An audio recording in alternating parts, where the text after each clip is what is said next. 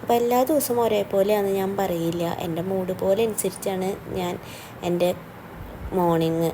അപ്പോൾ ഇന്ന് ഞാൻ പല്ലൊക്കെ തേച്ച് വന്ന് വെള്ളമൊക്കെ കുടിച്ച് പിന്നെ എൻ്റെ കിടന്ന പായും ഒക്കെ ഞാൻ മടക്കി ഭംഗിയാക്കി വെച്ച് അതിന് ശേഷം ഞാൻ അടുക്കളയിൽ വന്ന് ചില ദിവസം എനിക്ക് തോന്നും ചായ കുടിക്കണമെന്ന്, ചില ദിവസം എനിക്ക് ചായ കുടിക്കണ്ടെന്ന് തോന്നും.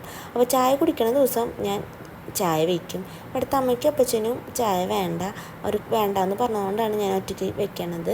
പിന്നെ എന്നെക്കുറിച്ച് നിങ്ങൾക്ക് കൂടുതൽ അറിയണമെങ്കിൽ നിങ്ങൾ കമൻറ്റ് ചെയ്യണം കേട്ടോ. പിന്നെ അവിടെ നിന്ന് ഞാൻ പുറത്തിറങ്ങിയിട്ട് മഴ പെയ്തോ കാലാവസ്ഥ എങ്ങനെയൊക്കെയാണെന്ന് നോക്കും.